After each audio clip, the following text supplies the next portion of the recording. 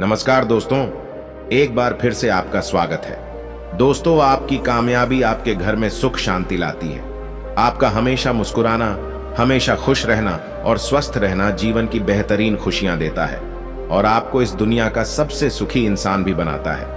आज की जो कहानी मैं आपको सुनाने जा रहा हूं, इस कहानी में सारी दुनिया का ज्ञान समाहित है और सभी मुसीबतों का समाधान भी है। इसलिए इस कहानी को आप अंत तक जरूर देखिएगा।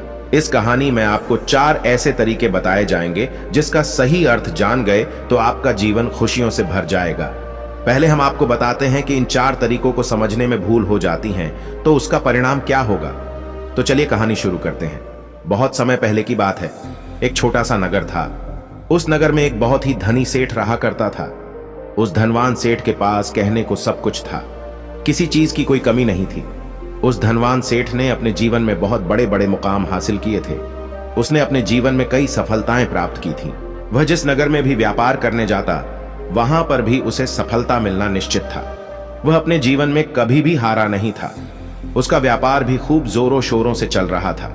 उसके पिताजी ने उसे ऐसी 4 बातें बता रखी थीं जिसका वह नियमित पालन किया करता था और उन्हीं बातों का अनुसरण किया करता था और उन्हीं बातों की वजह से उसका जीवन बड़ा ही सुखमय था। वह जीवन के हर क्षेत्र में सफल था। ऐसे ही काफी समय बीत गया और अब वो धनवान सेठ काफी बूढ़ा हो चुका था। अब उसे लगने लगा था कि मेरी मृत्यु बहुत नजदीक है, मेरी मृत्यु कभी भी हो सकती है। और वह जानता था कि उसका बेटा बहुत भोला है, बहुत नादान है, उसे अभी दुनियादारी की समझ नहीं है। इसलिए उसने अपने बेटे को अपने पास बुलाया और अपने बेटे से कहा, बेटा, मैंने अपने पिताजी से 4 बातें सीखी थीं और उन्हीं बातों को मैंने अपने जीवन में उतारा था। उन्हीं के अनुसरण की वजह से आज मैं अपने जीवन में इतना सफल हूं, अपना जीवन सुखमय पूर्वक बिता रहा हूं। उन्हीं बातों की वजह से आज मैं इतना सुखी हूं, संतुष्ट हूं और इतना धनवान हूं। ना ही कभी मुझे कोई बीमारी हुई और ना ही मुझे कभी कोई धन की कमी हुई। और तुम देख ही पा रहे हो कि मैं इस नगर का सर्वश्रेष्ठ धनवान हूं। लेकिन आज मेरे पास जो कुछ भी है मैं उससे संतुष्ट हूं, मैं खुश हूं। लेकिन मैं चाहता हूं कि तुम मुझसे भी आगे बढ़ो, तुम और नाम कमाओ, तुम और धन कमाओ, लोग तुम्हारे बारे में जाने, तुम्हें पहचाने, क्योंकि हमारा समय कुछ और था और तुम्हारा आने वाला समय कुछ और ही होगा। उस धनवान सेठ ने अपने बेटे को अपने और करीब बुलाया और उससे कहने लगा, बेटा, आज मैं तुमको दुनिया की ऐसी 4 महत्वपूर्ण बातें बताने जा रहा हूं जो मुझे मेरे पिताजी ने बताई थी और इसी के कारण आज मैं इतना सफल हूं। यदि तुमने इन सभी बातों को अपने जीवन में उतार लिया, इनका नियमित तौर पर पालन किया, इनका अनुसरण किया, तो तुम भी अपने जीवन में बहुत धनवान बन जाओगे, अपने जीवन को बहुत सुखमय तौर पर बिता पाओगे। इन बातों के अनुसरण से न तो तुम्हारे घर परिवार में कोई दुख आएगा और ना ही तुम्हारे व्यापार में कभी कोई परेशानी उत्पन्न होगी। इतना कहकर धनवान सेठ अपने बेटे को 4 बातें बताना शुरू करता है। यदि तुमने इन सभी बातों को अपने जीवन में उतार लिया, इनका नियमित तौर पर पालन किया, इनका अनुसरण किया, तो तुम भी अपने जीवन में बहुत धनवान बन जाओगे, अपने जीवन को बहुत सुखमय तौर पर बिता पाओगे। इन बातों के अनुसरण से न तो तुम्हारे घर परिवार में कोई दुख आएगा और ना ही तुम्हारे व्यापार में कभी कोई परेशानी उत्पन्न होगी। इतना कहकर धनवान सेठ अपने बेटे को 4 बातें बताना शुरू करता है। इतना कहकर धनवान सेठ अपने बेटे को 4 बातें बताना शुरू करता है। वह कहता है, बेटा, सबसे पहली बात है काम पर छांव में जाना और छांव में आना। दूसरी बात, अपने घर के चारों तरफ चमड़े की बाड़ रखना। तीसरी बात, भोजन हमेशा मीठा करके खाना। और चौथी बात, अपनी पत्नी को हमेशा बांध कर रखना। इतना कहकर वह धनवान सेठ अब निश्चिंत हो चुका था। वह यह जानता था कि उसका बेटा बहुत भोला है। वह अपने पिता की बात अवश्य मानेगा और इन सभी 4 बातों को अपने जीवन में उतारेगा और इनका अनुसरण भी करेगा। देखते देखते कुछ महीने बीत गए और फिर वर्टिकल बार एक दिन धनवान सेठ मृत्यु को प्राप्त हो गया। अपने पिता की मृत्यु के बाद उस धनवान सेठ के बेटे ने उन सभी 4 बातों को एक कागज पर लिख लिया ताकि वह उन्हें भूल न जाए और उन्हीं बातों को वह अपने जीवन में उतारने लगा। उन 4 बातों का अनुसरण करने लगा। सबसे पहली बात जो उसके पिता ने उससे कही थी, छांव में जाना और छांव में आना, तो उसने अपने घर से लेकर अपनी दुकान तक पूरे रास्ते पर एक टेंट लगवा दिया। क्योंकि उसके पास पैसा तो बहुत था और उसे कोई रोकने वाला भी नहीं था। जब भी कोई उसे पूछता कि आखिर तुमने ऐसा क्यों किया, तो वह उसके जवाब में बस इतना ही कहता कि मेरे पिताजी ने मुझसे ऐसा ही करने को कहा है। इसके बाद उसने अपने पिता की अगली बात अनुसरण किया। उसने अपने घर के चारों तरफ चमड़े की बाड़ खड़ी करवा दी। उसने अपने घर के दोनों तरफ चमड़े की एक दीवार खड़ी करवा दी। यह देखकर आसपास के लोग बहुत क्रोधित हो गए। वे लोग उससे झगड़ा करने पर भी उतर आए। कई लोगों ने तो यह तक कह डाला कि आखिर तुमने ऐसा क्यों किया? चमड़े की बाड़ तुमने क्यों खड़ी करवा दी? चमड़े से बहुत बदबू आती है और इससे हमें तकलीफ होती है, इसे आज ही निकलवा दो। लेकिन कोई उसका कुछ भी ना बिगाड़ सका, क्योंकि उसके पास बहुत पैसा था। इसलिए कोई भी व्यक्ति उसका ज्यादा समय तक विरोध न कर सका, और उसने भी मन बना लिया था कि वह अपने पिता की सभी बातों को पूरे दिल से मानेगा। उसके पिता ने उसे तीसरी बात कही थी, खाने को मीठा करके खाना, जिस कारण वह अपनी पत्नी से हर रोज खाने में कुछ मीठा ही बनवाता था।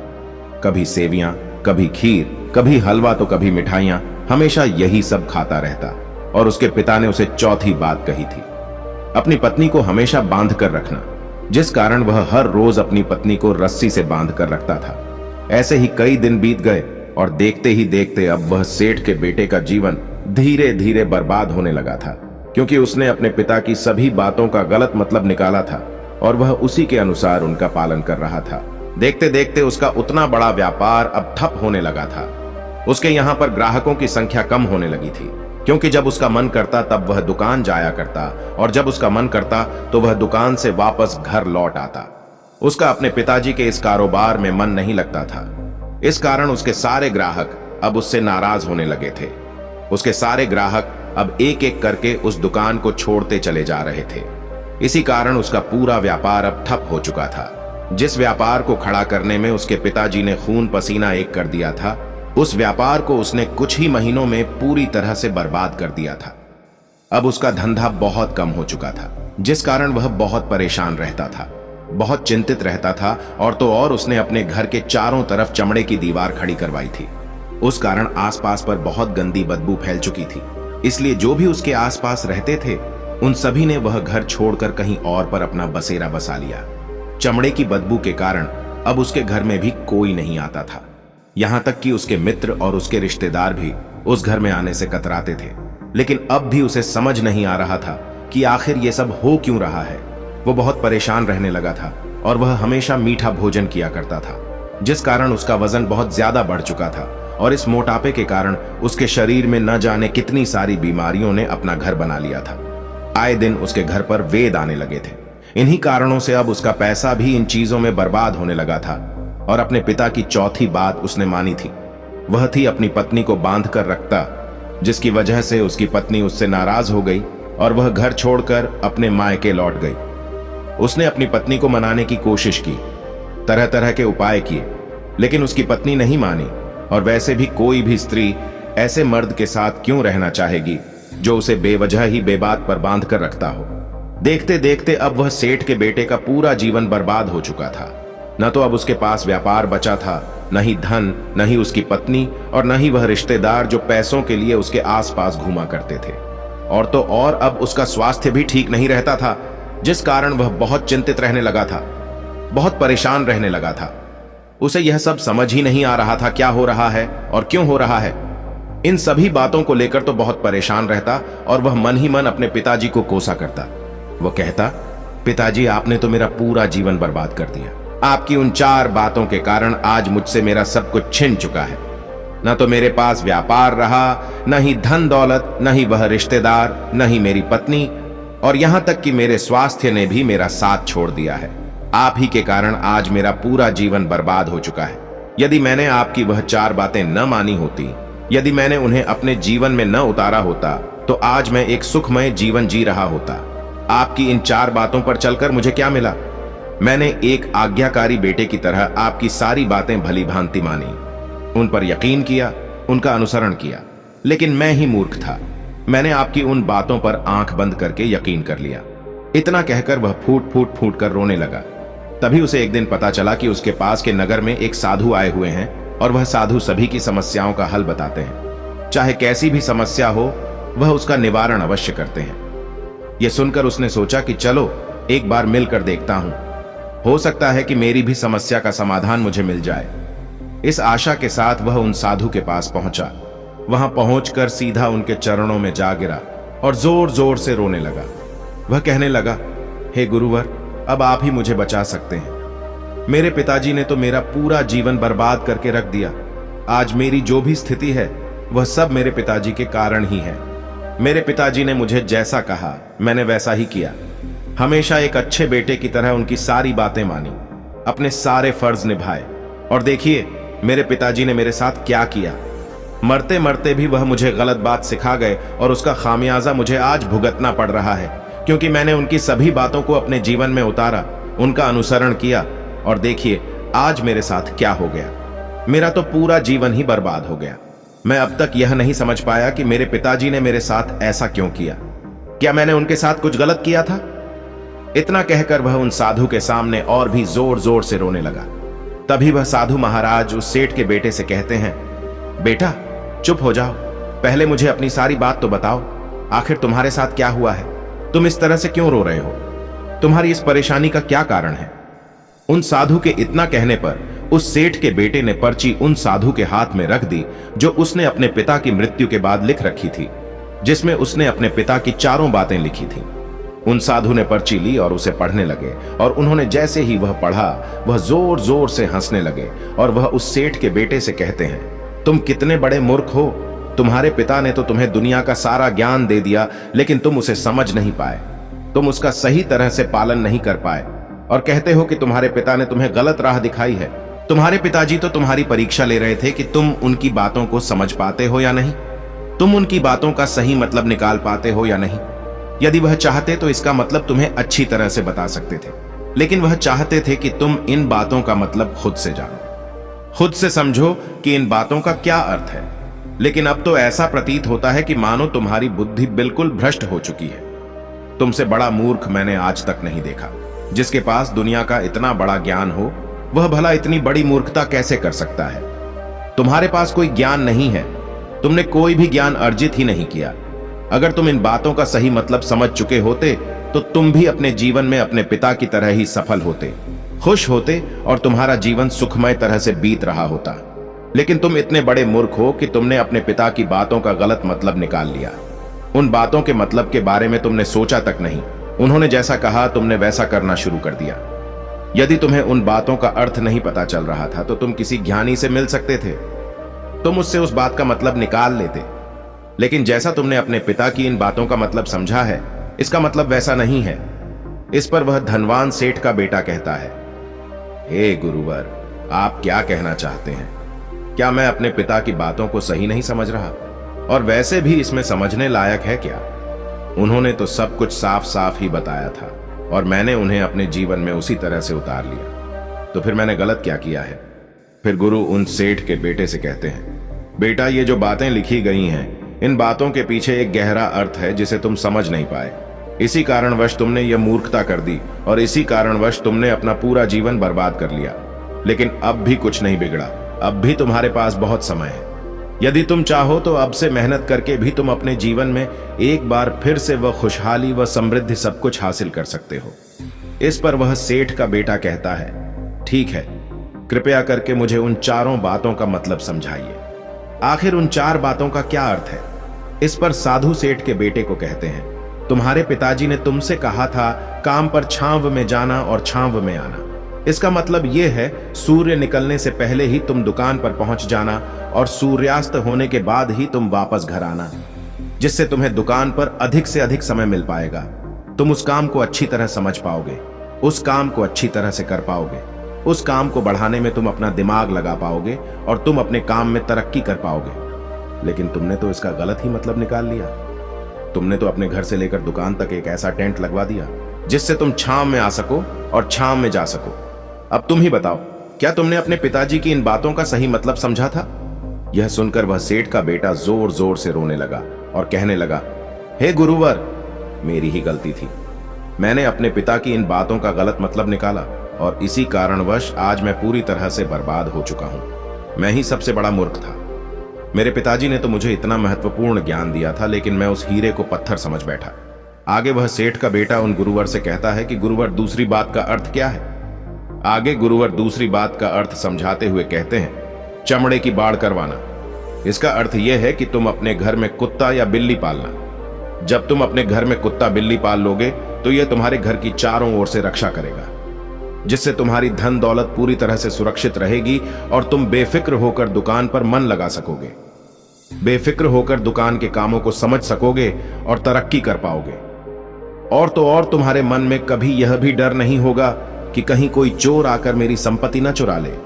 चमड़े की बाड़ करवाने का असली मतलब यह है, लेकिन तुमने तो चमड़े की बाड़ करवाने का मतलब कुछ और ही निकाल दिया। तुमने तो अपने घर की 2 दीवारों को ही चमड़े से पूरी तरह से भरवा दिया, जिस कारण आसपास गंदी बदबू फैल गई। तुम्हारे आसपास के पड़ोसी भी अपना घर छोड़कर कहीं और चले गए। यहां तक कि तुम्हारे मित्र, तुम्हारे सगे संबंधी भी उस बदबू के कारण तुम्हारे घर पर आने से कतराने लगे। और अब हालत यह हो चुकी है कि ना तो तुम्हारे घर पर कोई आता है और ना ही कोई जाता है, और इसी कारणवश लोग तुम्हें नापसंद करने लगे। और तुम्हारी बर्बादी का यह भी कारण है। आगे सेठ का बेटा कहता है गुरुवर, ये सब तो ठीक है, लेकिन यह खाने को मीठा करके खाना, इसका क्या? मैंने इसका भी अर्थ गलत निकाला है क्या? मैंने तो अपने पिता की बातों अनुसरण किया था। क्या उसके लिए मुझे अनेक प्रकार की बीमारियों ने घेर रखा है? मैं इस बात को भी गलत समझ रहा था। इस पर वह साधु उस सेठ के बेटे से कहते हैं, हाँ, तुमने इस बात का भी गलत मतलब निकाला है। मीठा करके खाने का अर्थ यह है कि जब भी तुम्हें भूख तेजी से लगे तभी तुम्हें भोजन करना है, न उसके पहले और न उसके बाद। अन्यथा यदि तुम्हें भूख न लगी होगी और तुम्हें भोजन मिल जाए तो तुम उस भोजन की कभी कदर नहीं करोगे। वह रोटी तुम्हें कभी मीठी नहीं लगेगी, फिर चाहे वह भोजन कितना भी स्वादिष्ट क्यों न हो, चाहे भोजन कितना भी लाजवाब क्यों न हो, तुम उसकी कदर कभी नहीं कर पाओगे, तुम उसका सम्मान कभी नहीं कर पाओगे। किंतु जब एक व्यक्ति को जोरों की भूख लगी होती है तो उसके सामने यदि तुम सूखी रोटी भी रख दो तो भी वह उसके लिए किसी पंचामृत से कम नहीं है। वह उसे प्रेम पूर्वक खाता है, उसका आदर करता है, उसका सम्मान करता है, और वह रोटी उसे मीठी लगती है। इसीलिए तुम्हारे पिताजी ने यह कहा था कि भोजन मीठा करके खाना, जिससे तुम्हारा स्वास्थ्य भी अच्छा रहेगा। क्योंकि जब एक व्यक्ति को भूख लगी होती है और उस समय पर जब वह भोजन करता है तो वह उसके लिए एक अमृत समान होता है, और वहीं पर जब किसी व्यक्ति को भूख न लगी हो और ऐसे समय पर वह भोजन करता है तो वह उसके लिए विष समान है, वह उसे बहुत नुकसान पहुंचा सकता है। लेकिन तुमने तो इसका भी गलत मतलब निकाला था। तुम हर रोज मीठा खाने लगे, जिस कारण तुम्हारा वजन बढ़ने लगा, और इसी कारणवश तुम्हारे शरीर में अनेक रोग ने अपना घर बना लिया और यह तुम्हें मृत्यु के करीब ले जा रहा था। इसलिए आज से जब भी तुम्हें जोरों की भूख लगे तभी भोजन करना तुम्हारे लिए अत्यधिक फायदेमंद होगा और तुम्हारे शरीर को हमेशा निरोगी बनाने में तुम्हारी मदद करेगा। और जब भी तब भोजन की आवश्यकता न हो, तुम्हें भूख न लगी हो, ऐसे समय पर भोजन कभी ना करना, यह तुम्हारे लिए बहुत नुकसानदायक साबित होगा। और यही तुम्हारी तीसरी गलती थी, जिस कारण तुम्हारा पूरा जीवन बर्बाद हो रहा था। आगे वह सेठ का बेटा कहता है, हे गुरुवर, चौथी बात तो बिल्कुल साफ लिखी गई है, अपनी पत्नी को हमेशा बांध कर रखना, तो इसका अर्थ भी कुछ और है। क्या मैंने इसका भी गलत मतलब निकाला है? इस पर साधु कहते हैं, हाँ बेटा, अपनी पत्नी को बांध कर रखने का अर्थ यह नहीं है कि तुम रोज रस्सी से बांध कर रखो, बल्कि इसका अर्थ तो यह है कि जब भी तुम दोनों के बीच में कोई आपसी मतभेद हो जाए, कुछ नोक झोंक हो जाए, तो तुम अपनी पत्नी पर हाथ मत छोड़ना। जब तक एक स्त्री का पति उसके साथ रिश्ते में बंधा होता है तो वह अपने रिश्तों में बंध जाती है और वह अपने रिश्ते को पूर्ण तरीके से निभाने का हर मुमकिन प्रयास करती है। और ऐसे समय पर यदि तुम्हारे बीच कुछ नोक झोंक हो जाए, कुछ गलतियां हो जाए, और ऐसे समय पर तुम उस स्त्री का हाथ नहीं छोड़ते, तो वह तुम्हें छोड़कर कभी नहीं जाएगी। लेकिन इसका अर्थ यह भी नहीं है कि तुम अपनी पत्नी पर अत्याचार करो, बल्कि तुम्हारे पिताजी का यहां पर कहना चाहिए था कि जो भी कोई व्यक्ति तुम्हारे साथ किसी रिश्ते में जुड़ा हुआ है, उसे अपने रिश्ते में तुम्हारे साथ कुछ गलत न कर सके और तुम्हारा फायदा न उठा सके। अपने रिश्तों को हमेशा बांध कर रखना, उन्हें खुला मत छोड़ना, अन्यथा वह तुम्हारे हाथ से फिसल जाएंगे। और हम में से अधिकांश लोग अपने जीवन में यही गलतियां करते हैं और अपने नए रिश्तों को कभी समय नहीं देते, जिस कारण उनका रिश्ता उतना मजबूत नहीं हो पाता, और इसी कारणवश वह अपने रिश्ते से हाथ धो बैठते हैं। और यही गलती तुमने भी की। तुमने तो अपनी पत्नी को बांध कर रखा है, तो भला वह तुम्हें कैसे माफ कर सकती है? और यही कारण है कि वह तुम्हें छोड़कर चली गई। तुमने जो अपनी पत्नी के साथ किया वह माफी के लायक नहीं है, लेकिन तुम्हें अपनी पत्नी से माफी मांगनी चाहिए, क्योंकि तुमने गलत किया है। इसलिए जाओ और अपनी पत्नी से माफी मांगो, उसे वापस घर लाओ। और यही वह 4 बातें थीं जो तुम्हें तुम्हारे पिता ने समझाने का प्रयास किया था। लेकिन तुमने इन सभी बातों का गलत मतलब निकाला और इसी कारणवश तुम पूरी तरह से बर्बाद हो गए। किंतु अभी भी तुम्हारे पास बहुत समय है। यदि तुम इन सभी बातों का सही से अनुसरण करते हो तो तुम अपने जीवन में एक बार फिर से वह सब कुछ हासिल कर सकते हो जो तुमने खोया है। ये सारी बातें हमारे जीवन की पूरी परेशानियों का समाधान है। तुम किसी भी तरह से इनको देख सकते हो। यदि तुम कामयाब होना चाहते हो तो तुम्हें मेहनत करनी ही होगी। सूर्य निकलने से पहले तुम्हें अपने घर से निकलना होगा और हमेशा सूर्य के ढलने के बाद ही तुम्हें घर वापस लौटना होगा, ताकि धन दौलत को कोई तुमसे छीन न ले। तुम्हें अपने रिश्तों को कुछ इस तरीके से बांधना होगा ताकि वह रिश्ते तुम्हें परेशान न करें, तुम्हें तकलीफ न पहुंचाएं, तुम्हारा फायदा न उठाएं, और हमेशा एक अच्छा और स्वस्थ भोजन करना जब तुम्हें भूख लगी हो, ताकि तुम्हें जो भी सांसें मिली हैं तुम उसे खुशी खुशी जी सको। और अपने रिश्तों को हमेशा बांध कर रखना, उन्हें खुला मत छोड़ना, अन्यथा वह तुम्हारे हाथ से फिसल जाएंगे। और अपने घर में अवश्य ही कुत्ते या बिल्ली को जरूर पालना, ताकि तुम्हारा धन हमेशा सुरक्षित रहे। इन सभी बातों का अपने जीवन में अनुसरण करने के बाद तुम अपने जीवन में सब कुछ एक बार फिर पा सकते हो जो तुमने आज तक खोया है, और हो सकता है कि तुम इससे भी अधिक उन्नति कर पाओ, इससे भी अधिक समृद्धि पा सके, अपने जीवन को खुशहाल और सुखमय बना सके। इतना कहकर साधु शांत हो गए और सेठ का बेटा भी अपनी सभी गलतियों को समझ चुका था। उसने उन गुरु को प्रणाम किया और वापस अपने घर लौट गया। उसने उन सभी चारों बातों को अपने जीवन में उतारा, उनका सही सही अनुसरण किया। उसके बाद से उसके जीवन में सकारात्मक प्रभाव दिखने लगे। वह एक बार फिर से अपने व्यापार को खड़ा करने में सफल रहा। वह एक बार फिर से अपनी पत्नी को घर लाने में सफल रहा, और देखते ही देखते उसका जीवन सुखमय और आनंदमय हो गया था। मुझे उम्मीद है कि आपको यह कहानी पसंद आई होगी और आपने इससे कुछ सीखा होगा। कहानी के बारे में अपने विचार आप हमें नीचे कमेंट बॉक्स में कमेंट करके बता सकते हैं। जाने से पहले वीडियो को लाइक करें और चैनल को सब्सक्राइब जरूर करें। नमो बुद्धाय।